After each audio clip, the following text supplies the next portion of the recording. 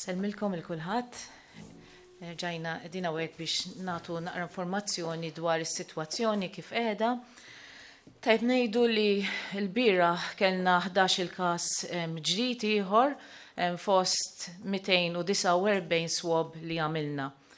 Allura hekk issa tlajna għal 64 każ li ġie ikkonfermat. Fost dawn il-każijiet li ħanati randikont tagħhom illum għandna l-ewwel każ li ġie minn Għawdex u għandna każ ieħor li huwa persuna anzjan li żviluppa l-komplikazzjonijiet u li qiegħed rikoverat fl-isptar Mater Dei. F'di s-sitwazzjoni hawnhekk nixtieq nagħmel appell li issa bħalma tilkom għandna l-ewwel każ li beda bil-komplikazzjonijiet u l-appell qiegħed hemmhekk biex in-nies jisimgħu mill-appelli tagħna. Għandna sitwazzjoni fejn rajna li kien hemm nies li xorta baqgħu joħorġu imorru postijiet fejn ikun hemm ħafna nies ma' xulxin, irridu nifhmu li r-responsabilità hija ta' kull individwu li ma morrux postijiet fejn ħankunu ħafna ma' xulxin għaliex issa nafu li għandna trasmissjoni lokali. Ġifri hemmhekk tista' tiltaqa' ma' persuna li għandu jew bidu ta' sintomi jew inkella sintomi oħrajn huwa faċli li persuna jista' joħodha minn persuna għall-oħra tkun qed poġġi lilek innifsek f'riskju, qed poġġi lil persuni oħra tal-familja tiegħek f'riskju u tkun qiegħed ukoll tpoġġi lin-nazzjon kollu f'riskju għaliex tkun qiegħed dak il-persuna li tkun qiegħed tagħmel trasmissjoni minn persuna għall-oħra. Il-ħidma għaddejja ta' kontinament. Allura hawnhekk irridu li l-poplu Malti kollu li jisma' minn dawn l-appelli li aħna qegħdin nagħmlu ħalli jekk nkun nistgħu innaqsu din il-firxa ta' dan il-virus u innaqsu l-dawk in-nies li jista' jkollhom komplikazzjonijiet u anka li jista' jkun hemm imwiet. Aħna għaddejn bil-ħidma tagħna bħala strateġija bħal ħafna pajjiżi oħrajn hija li nagħmlu kemm nistgħu testijiet għax dak huwa l-aqwa mod li nistgħu aħna naqbdu n-nies, niżolawhom in-nies li jkunu affettwati, nagħmlu contact tracing u għalhekk aħna żidna ħafna testing tagħna tan-nies li huma simptomatiċi u issa m'għadniex nittestjaw biss il dawk in-nies li sifru barra għaliex bħalma tafu issa il-flights ħajjingħalqu minn kull imkien, allura aħna qegħdin infittxu iktar dik it-trasmissjoni lokali. Infatti, sissa għamilna total ta' 2236 swabs li minnhom dawn 1389 kienu fuq nies li kienu simptomatiċi u għamilna 847 tests ta' swabs f'nies li kienu daħlu Mater Dei biex aħna jkollna dak is-sentinella tal-li jkun għaddej ukoll fl-isptar Mater Dei barla ukoll ċertu sentinelli fil-komunità. Jekk induru l-każijiet li kellna dawn il-11 il-każ, kellna raġel Malti ta' 69 sena li dan beda bis-sintomi fis-16 ta' Marzu kellu id-deni u jħossu għajjien, ma kellux history ta' travel ġifi ma kienx imsiefer barra u anqas kellu kuntatti ma' nies oħrajn. Dan kien il-każ li propju aħna sibna minn Għawdex. Milli sibna aħna rajna li dan il-persuna fl-10 ta' Marzu kien qiegħed meeting ma' ħafna nies oħrajn. Pers li huma kellux kuntatti ma' nies simptomatiċi oħrajn jew inkella anqas kellu storja li siefer barra, il-probabilità hija li dan il-persuna ħa il-virus minn xi ħadd li kien f'dan il-meeting għaliex fil-kumplament tal-istorja tiegħu ma kellux kuntatt ma' nies oħrajn frekwenti. U allura hawnhekk l-appell huwa li hawnhekk għandna sitwazzjoni ta' dan l-awċi li ħal virus u ġi pożittiv li l-probability hija ħada meta kien qiegħed kuntatt ma' ħafna nies. U għalhekk aħna dejjem intennu l-appelli tagħna biex nevitaw li nkunu f'kuntatt close ma' nies oħrajn għaliex hemmhekk jista' jkollok trasmissjoni. Każ ieħor hija ta' Malti ta' 63 sena li dan mar holiday Northern Italy propju fit-8 ta' Marzu meta kien għadhom miftuħin il-flights għall-Italja u fl-14 ta' Marzu beda bis-sintomi ta' uġeħ ta' ras, deni u sola. Dan kif ħarġet il-kwarantina obbligatorja għal nies li ġejjin mill-Italja fil-11 ta' Marzu, mill-ewwel qobda din il-kwarantina obbligatorja u kien tajjeb għaliex hemmhekk ma spona lil ħadd iktar bis-sintomi li żviluppawlu u l-persuna qas għandu kuntatti wkoll id-dara li jgħix waħdu. Allura hekk għandna każ li huwa contained. Każ ieħor huwa raġel ta' 45 sena li dan ukoll huwa relatat mas-safar għaliex dan kien mar il-Brażil u għadda tru Istanbul fi 17 ta' Marzu ġilura. U kien ma' persuna oħra, infatt il-persuna l-oħra li kien miegħu qegħdin nagħmlu l-attest ukoll għax żviluppat is-sintomi u kollna riżultati iktar tard. Però dal-persuna żviluppa s-sintomi propju kif ġilura eżatt u allura aħna qegħdin nagħmlu l-contact tracing ukoll fuq l-ajruplana li xemmek seta' kellek nies li setgħu ġew esposti għal dan il-persuna. Każ ieħor hija ta' mara Maltija ta' 49 sena, din hija healthcare worker li taħdem fil-privat u fi 17 ta' Marzu jiżviluppat sintomi ta' deni, ejja u ġieħ fil-muskoli. Din żviluppat ħarġet pożittiva ma li ttestjajnija u mill-istorja tagħha sibna li la ma kienx imsifra din il-persuna u anqas taf li kellha kuntatti ma' persuni oħrajn li kienu simptomatiċi. U allura hekk aħna bdejna bil-contact tracing tagħha fejn rajna l-familja tagħha manka nies li jaħdmu qrib tagħha, ħalli wkoll nagħmlu l-investigazzjoni minn fejn setet ħadet dan il-virus din il-mara propju għaliex jidher li huwa każ ieħor ta' trasmissjoni lokali. Każ ieħor hija ta' mara Maltija ta' 71 sena. Din kienet mara il-partner ta' każ li kien diġà konfermat li ġie pożittiv li kien iddaħħal l-isptar fis-16 ta' Marzu. Din milli serna nafu hija li din il-persuna li ġiet ikkonfermata issa kellha close contact ma' turisti għaliex ix-xogħol tagħha huwa li taħdem ma' turisti. Ġifieri hemm probabilità li setet ħadet dan il-virus minn hemmhekk u meta din żviluppat is-sintomi allura mbagħad ġiet għamlet it-testing u ħarġet pożittiva. Allura hekk għandna cluster ta' żewġ persuni. Għandna każ ieħor ta' fajla ta' 36 sena li hija healthcare worker u din bdiet bis-sintomi fl-14 ta' Marzu u din kellha probabbilment mill-istorja kuntatt ma' healthcare worker ieħor li kien diġà tested pożittiv iktar kmien il-ġimgħa l-oħra u din kif inkonna identifikajna mill-ewwel dal-espożizzjoni kienet poġġiet f'kwarantina fl-14 ta' Marzu. U bħalissa għaddej il-ħidma minħa tal-infection control ħalli naraw min kienu l-kuntatti fuq il-post tax-xogħol u anke jekk kienx hemm xi pazjenti li setgħu ġew esposti. Għandna każ ieħor ta' li huwa relatat mal-ivvjaġġar fejn għandna raġel Spanjol ta' 54 sena li jaħdem hawn Malta li dar mar Madrid Spanja bejn is-7 u 17 ta' Marzu u fi 17 ta' Marzu beda bis-sintomi ta' sola u griżma ħjuġaw u kien fil-kwarantina minn meta ġie lura. Allura l-uniku nies li setgħu ġew esposti kienu dawk in-nies li kienu fuq il-flight miegħu, allura hemmhekk aħna bdejna wkoll il-contact tracing.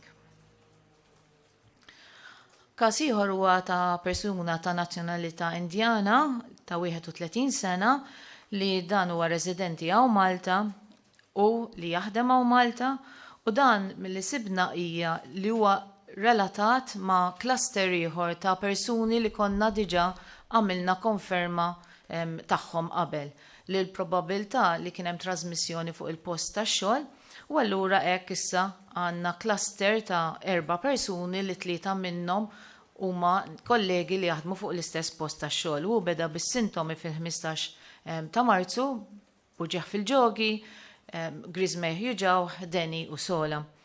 U hekk qegħdin naraw li dan is-sors ta' dan il-cluster totali ta' 4 persuni huwa relatat mal-post tax-xogħol.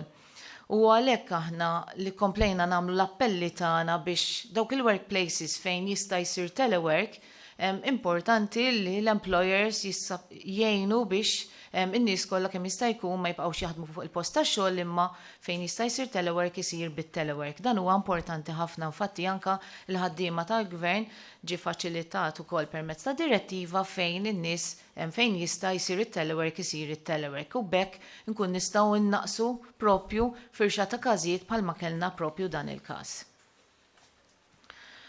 Kellna wkoll il-każ li semmejtilkom fil-bidu ta' persuna anzjan ta' 61 sena Malti li dan beda bis-sintomi fit-13 ta' Marzu bid-deni sola u tuħ ta' nifs u baqa jipprogressaw is-sintomi tiegħu u propju l-bieraħ iddaħħal l-isptar Mater Dei fl-Infectious Diseases Unit u ħareġ li huwa pożittiv. Meta għamilnilu testijiet ħareġ li għandu pneumonia bilaterali, ġifri il-pulmuni t-tnejn huma affettwati b'infezzjoni qawwija li din tirriżulta li hija komplikazzjoni minn dan il-virus. Allura huwa l-ewwel każ li għandna komplikazzjonijiet. Il-qagħda tiegħu mhijiex kritika, jiġifieri m'għandux bżonn jiddaħħal l-ITU, però aħna qegħdin insegwu għaliex bħalmet hemm komplikazzjonijiet li jistgħu jwasslu għal iktar komplikazzjonijiet oħra. Dan il-persuna wkoll testjajna l-partner tiegħu u li għandha 45 sena u din ukoll kellha s-sintomi fil-11 ta' Marzu Grizmeja ġewwa deni u sola, però m'għandix bżonn kura bħalma għandu il-partner tagħha u allura dil-persuna ukoll ġiet pożittiva allura għandna żewġ każijiet li huma linkjati ma' xulxin. Li provajna naraw x'seta kien is-sors ta' din l-infezzjoni hija li dawn il-persuni li jaħdmu flimkien dawn it-tnejn seta kellhom espożizzjoni għal persuna li kien imsiefer fuq il-post tax-xogħol u allura hemmhekk seta kien hemm trasmissjoni minn dan il-persuna għal dawn it-tnejn persuni. Il-każ tal-aħħar huwa każ ta' marra li tiġi propju l-om ta' dak it-tifel li konna daħalna ta' 3 snin. Għaliex bħalma tafu aħna nibqgħu nsegwu il-kuntatti u din il-marra ta' 30 sena sviluppat is-sintomi għamilni l-attest u ħarġet pożittiva i tistat fi stat tajjeb ta' saħħa u sviluppat is-sintomi fit-18 ta' Marzu bi Grizmeja ġew u blocked nose. U allura hemmhekk issa għandna cluster ta' 8 persuni propju li kien oriġina kollu minn persuna li oriġinarjament kienet imsifra barra minn Malta. Bekk għandna 64 każ. Nixtieq nerġa' ntenni l-appell tagħna. L-appell tagħna huwa li hawnhekk qed niddiljaw ma' sitwazzjoni ta' virus li qed jinfirex mad-dinja kollha. Qegħdin naraw li Malta għandna ħafna każijiet li ġew minn barra. Għandna każijiet ta' trasmissjoni lokali li huma relatati ma' nies li ġew minn barra. Imma qegħdin naraw ukoll trasmissjoni lokali li ma tistax issib eżatti minn fejn ġew. U dak jidher li għandna l-virus li qed jinfirex.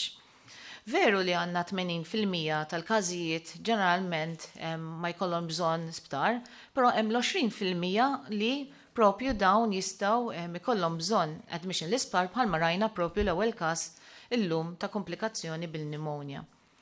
U rridu niftakru wkoll li l-fattu li kien hemm imwiet barra minn Malta u l-fattu li iva jista' jkollna anke aħna u Malta l-imwiet, għalhekk nappella l-kawtela. U nerġa' nappella l-kawtela speċjal għal kulħadd, imma speċjalment anke l-anzjani fejn nafu li anzjani tal-fuq minn 80 sena għandhom ċans ta' 25% li jkun hemm komplikazzjonijiet li jistgħu jwasslu anke għall-imwiet. Allura appell u responsabilità. Ma nistgħux inkunu complacent. Importanti ħafna li nimxu mal-guidelines u l-rekomendazzjonijiet li qed noħorġulkom ħalli jekk nkun nistgħu nikkontrollaw din is-sitwazzjoni u tista' jkun inti bħala persuna li dak li ngħidulu break the chain li inti għandek trasmissjoni minn persuna l-oħra jekk jirnexxielek inti tibqa' iżolat anke jekk għandek sintom li huma ħfief ħafna tista' twaqqaf din il-marda li tibqa' tinfirex minn persuna l-oħra. Grazzi.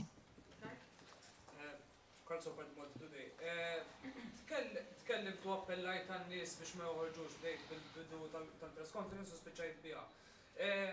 Iżda ħafna min-nies qed jieħdu deċiżjoni, eżempju jgħidulek immur fil-kampanja u morru jiena u l-familja tiegħi biss. Ix aċċettabbli li toħroġ intu l-familja biss meta jkunx hemm iktar nies. Taħsibx li għandu wasal iż-żmien li tidħol il-pulizija fiha, tidħol il-pulizija fiha din kwistjoni sabiex in-nies jibqgħu id-dar. U kif ukoll, tkellimtu rigward il-peak, din kerv qed issir in-nies qed jibdew jifhmu x'inhi. X'inhuma n-numri li jindikaw li ilħaqna fil-peak tal-każijiet? X'inhuma n-numri li juru isma' jgħidu f'dan il-numru ta' każijiet ilħaqna l-peak tal-każijiet li jista' jkollna f'pajjiż? Fuq li persuni joħorġu, aħna qegħdin nagħtu dejjem pariri ta' persuni x'jistgħu jagħmlu. L-importanti li inti ħadkun mal-persuni li huma fil-familja tiegħek stess. Għaliex aħna nafu li mdorrijin li soltu fil-weekend jew fil-festi jiltaqgħu l-familji kbar. Bħalissa dawk huma perikolużi ħafna u dak huwa li rajna l-bieraħ fejn rajna numru ta' familji li baqgħu jiltaqgħu xorta u dak huwa perikoluż ħafna. Allura aħna qegħdin nappellaw lin-nies li kemm jista' jkun jużaw dak il-spazju li għandhom fid-dar tagħhom, tajjeb, u kemm jista' jkun hemmhekk inti xorta tista' tgawdi l-arja il-bejt tagħna huwa ċatt, tajjeb, allura nistgħu ngawduh ukoll. Min għandu btieħi jista' jgawdi wkoll xorta l-arja, allura rakkomandazzjoni kemm jista' jkun aħna noqogħdu kemm jista' jkun mal-familji u ma morrux postijiet fejn huma ħafna nies li jistgħu jiltaqgħu. Fuq il-kerv aħna qegħdin nippruvaw kemm jista' jkun inżommuha ċatta biex ma tilħaqx il-pik. Huwa importanti dan kemm biex inti tnaqqas in-nies li jistgħu jiġu esposti. Imma wkoll ħalli l-healthcare system tagħna tkun tista' tikkopja permezz da dan il-flow ta' nies li nafu li ħajjemirdu. Tista' tgħid li lħaqt il-pik biss u tkun taf meta inti terġa' tibda nieżel l-isfel. Jiġifieri kemm ħajaffettwana bħalissa ma tistax tgħid eżatt għaliex jiddependi fuq il-miżuri li qegħdin nagħmlu min-naħa tagħna, imma jiddependi ħafna fuq il-poplu Malti.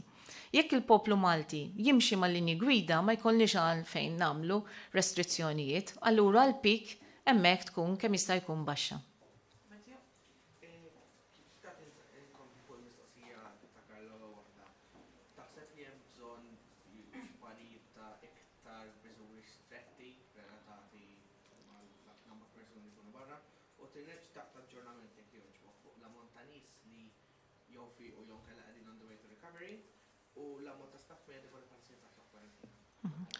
Mela, fuq il-miżuri aħna dejjem bħalma qegħdin taraw dejjem għaddejjem bil-miżuri, però barra l-miżuri wkoll qed noħorġu linji gwida u qegħdin naħdmu ma' ħafna postijiet tax-xogħol ukoll. Biex aħna kemm jista' jkun kull post tax-xogħol, speċjalment dawk li huwa essenzjali bħal pereżempju għandek il-postijiet li jipprovdu d-dawl l-ilma, tajjeb dawn huma il-healthcare system tagħna, il-supermarkets, dawn kollu huma postijiet li huma essenzjali u nafu li n-nies iridu jmorru. Allura hemmhekk qegħdin naħdmu magħhom fil-qrib ħalli aħna naraw kif jistgħu jkun hemm inqas riskju meta n-nies imorru f'dawn il-postijiet, imma anke wkoll kif jista' jkun hemm mezzi li llum nistgħu nużaw teknoloġija biex anke inti x-xirja tista' titwassallek propju d-dar pereżempju. Dawn huma l-miżuri kollha li qegħdin nittieħdu. Mela, sissa mill-każijiet li fiequ għad għandna 2 biss li ġew negattivi, però niftakru li issa għandna numru ta' nies ukoll li qegħdin jinżammu d-dar li huma pożittivi u dawk hemmhekk il-proċedura nerġgħu nagħmluhom it-test wara 14-il ġurnata, ġifieri ħajkollna xi ftit gap milli nibdew ngħidulkom li jkunu fiequ għaliex it-testijiet nagħmluhom wara 14-il ġurnata. Kellna każi qrib tagħna fejn persuna għandha jista' jkun sintomi jistgħu ma jkunux u batuha biex tagħmel is-swab 24 hours later u r-riżultat bejn 24 u 48 siegħa. Naf li probabbli l-kbir għadu ġej, imma hemm forsi xi mezz kif forsi jitnaqqas dan iż-żmien potenzjali ta' 72 siegħa u x'jista' jagħmlu ta' madwar in the meantime. Mela, meta aħna jkollna test ta' xi ħadd li huwa pożittiv, tajjeb, aħna nkunu diġà informajnihom lil persuni ta' x'għandhom jagħmlu. Mela, qed ikollna il-każijiet jitlu jew iċċemplu lna t-tobba meta jinformawna bil-każijiet jew inkella ħafna nies qegħdin iċċemplu l-helpline. Meta aħna jċemplu l-helpline nagħmlu l-assessment fuq il-helpline ġifieri hemm it-tobba li jagħmlu dan l-assessment u hemmhekk jekk il-persuna jkun naraw li dan huwa ta' riskju li jista' jkun każ m'għadniex nimxu biss fuq travel history miktar x'inhu huma s-sintomi u anke x'inhu r-riskju tal-persuna, hemmhekk il-persuna nkun nistgħu nirreferuhom ġarment tal-ħab li għandna f'Ħalluqa biex isirilhom it-testing. U jkun hemm ċertu nies li ma jkollhomx xi transport jew ħadd li jista' jwassalhom u allura hemmhekk immorru fid-djar tagħhom. U hekk nixtieq nagħmel appell li dawk in-nies li għandhom trasport jew xi ħadd li jista' jwassalhom għaliex hemmhekk biex immorru fid-djar tan-nies qed nużaw ħafna mir-risorsi prezzjużi li għandna. Minn hemmhekk imbagħad it-testijiet jmorru fil-laboratorju tagħna li bħalissa qegħdin nagħmlu 3 batches, wieħed fid-9 ta' filgħodu, wieħed fis-satejn u wieħed fid-9 ta' filgħaxija. Jekk hemm bżonn inżidu anke mal-lejl. Allura inti l-perjodu sakemm ikun jista' joħroġ ir-riżultat ħajkun ta' ftit sigħat sakemm inkun nistgħu jiġu konfermati r-riżultati. F'dan il-perjodu importanti ħafna li l-persuna joqgħod kemm jista' jkun waħdu fid-dar, speċjalment juża il-bedroom waħdu ma jixxerjaħix ma' ħadd ieħor. Importanti jekk jista' jkollu bathroom għalih, jekk ma jkollux bathroom għalih biss jistgħu jużawha kemm jista' jkun wara l-aħħar li jużaw u jnaddaf warajh u anke ma jixxerjawx l-ikel waqt l-istess ħin.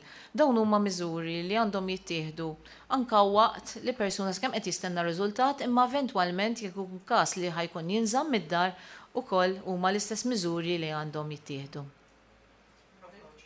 Bħalissa nifhem li taħdmu minsibkom barra, imma bħalissa waqt li qed nitkellmu jista' jkun hawn persuni belgħodu stajt ninnota anzjani fil-pjazzett u l-magnijiet il-ġurnata kienet ftit isbgħu kienu qed jilgħu x-xemx. Waqt li qed nitkellmu bħalissa mhux jisimgħu l-appell tiegħek.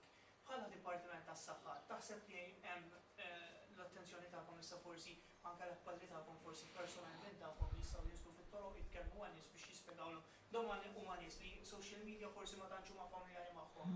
Jitkellmu jaraw forsi t-televiżjoni forsi lejla jaraw l-aħbarijiet u dan appell forsi ma jintlaħaqx.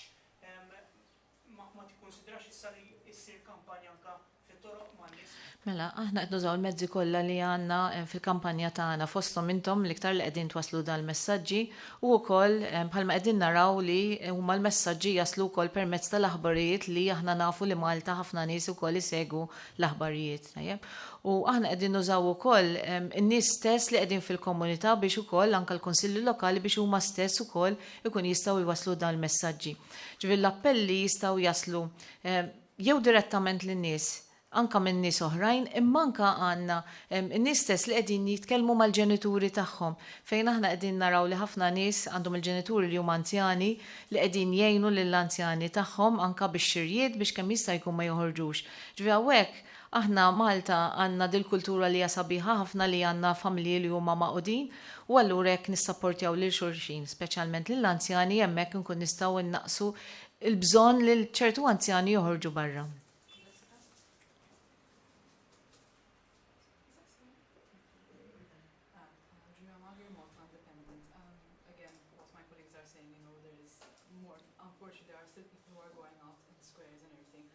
We've also been receiving lots of pictures of people queuing up at banks and quite they're not queuing up, keeping a distance amongst each other. They're queuing up, even inside the bank it's a bit quite a lot of people. I don't know what we're doing, if you have any suggestions regarding this. I don't know if there should be measures regarding banks. I know a lot of people are doing teleworking, but unfortunately this kind of job Iva, ftit postijiet li identifikajnihom diġà li dawn iridu jibqgħu għaddejjin, tajjeb, ħafna postijiet ta' xogħol tista' taħdem bit-telework imma minnhom ukoll. Li dawn ukoll qegħdin naħdmu magħhom biex inkun nistgħu ntuhom linji gwida ta' x'għandhom jagħmlu biex jevitaw li jkun hemm ħafna nies xulxin u kemm jista' jkun ikun hemm is-social distancing. Però tiġi wkoll mill-persuni nnifisom li huma jekk huma ħajmorru pereżempju l-bank jew inkella għand tal-grocer li ma jitlux kollha f'daqqa ħalli jekk inti kemm jista' jkun tnaqqas in-nies li jkunu qegħdin f'daqqa waħda. Però ħafna importanti wkoll li dawk in-nies li jkunu ma jifilħux anke jekk ikollhom sintomi ħfief, importanti ma joħorġux li forsi l-ġirien jistgħu jgħinuhom jew inkella tal-familja jkun jistgħu jgħinuhom għaliex bħalma rajna kont qed nelenka sintomi biex nifmu li dawn jistgħu jkunu sintomi li jistgħu jkunu ħfief. Allura persuna forsi jħossu li huwa xorta jista' joħroġ, però hemmhekk qed jirriskja li jgħaddi dawn il-viruses lil ħadd ieħor.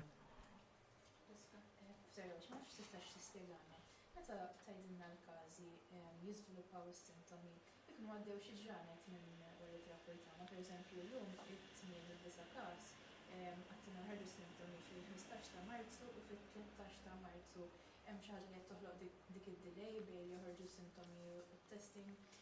Ma nafx tistax forsi tispjega persuna li ma kellu la ħarġba minn Malta jew kellu kuntatt ma' ħadd jista' jkun li kien każ fejn il-virus kien airborne? Mela. L-ewwel każ hija li aħna nagħmlu t-test kif iċemplulna n-nies. Ġifieri jekk persuna sibna ħafna nies li ma jindunawx bis-sintomi mill-ewwel jew inkella jaħsbu xi ħaġa oħra, però issa hawn ħafna iktar għarfien u allura persuna li jew kellu kuntatt ma' persuna dak nkunu qbadni aħna mill-bidu, jew inkella persuni li mbagħad jindunaw li għandhom is-sintomi, kif ikellmuna mill-ewwel, aħna ġarmen f'dik il-ġurnata stess mill-ewwel nagħmluhom it-testijiet. Allura dawn huwa dipendenti fuq meta jiġu n-nies. Mela, aħna għandna wkoll qegħdin naraw li qed ikollna persuni fejn mhux qed nagħmlu linkage ma' travel abroad u anqas linkage ma' dawk il-clusters jew każijiet li nafu li kienu konfermati. Dan jindika li hemm trasmissjoni lokali ta' każijiet, probabbli każijiet li jkollhom sintomi ħfief u ma kellhomx għalfejn jiġu mas-sistema tas-saħħa tagħna jew inkella ma kinux ċemplu konfermajnihom. Ma hemm l-ebda indikazzjoni li hemm airborne transmission, il-mode ta' transmission hija aerosol transmission, ġifieri xi ħadd ħajatas jew jisol fuq ħadd ieħor, tajjeb, u l-uniku airborne transmission issir fejn inti għandek aerosolization li din tiġri meta jkollok ċertu proċeduri li jkunu qegħdin jittieħdu fl-isptar u bħalissa dawn il-proċeduri qegħdin jiġu kompletament evitati biex ma jkunx hemm dar riskju. Ġifieri il-mode of transmission hija mode of transmission ta' aerosolized transmission ta' dawn il-mikrobi minn persuna għall-oħra.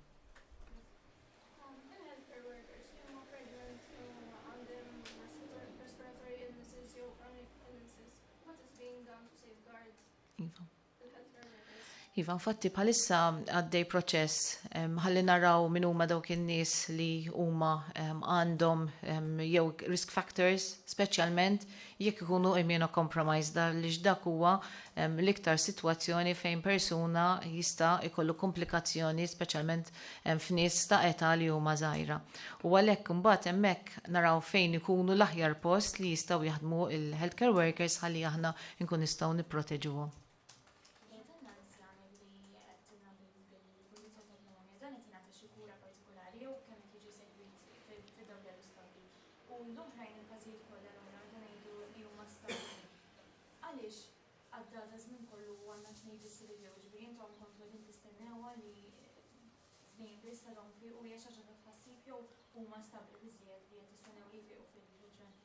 Iva, mela dawn in-nies li kellna kollha ħlif dal-persuna li għandu pneumonia, kollha kienu f'qagħda stabbli ġifieri kellhom sintomi li huma kollha ħfief.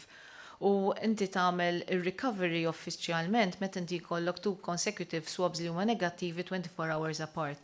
Però jkun hemm nies li fejn il-virus ikun dominanti ħafna u jibqa' ġal persuna nnifsu. Mhux bil-fors qed jagħmlu l-ħsara, aħna xorta nibqgħu nsegwhom, però il-fatt huwa li dak il-persuna jibqa' infettiv. Allura aħna hemmhekk imbagħad nibqgħu nżommuh f'kwarantina sakemm naraw li dal-persuna m'għadux infettiv. Il-persuna ta' 61 sena li għandu bilateral pneumonia ta' qiegħed jinżamm fl-infectious diseases unit ta' Mater Dei u kull mandu bżonn huwa ossiġnu u monitoring tal-parameters tiegħu ħalli naraw li ma jkunx qiegħed jiddeteriora s-sitwazzjoni tiegħu. Però l-persuna ma kellux underlying medical conditions oħrajn li setgħu aggravaw iktar is-sitwazzjoni tiegħu. Grazzi.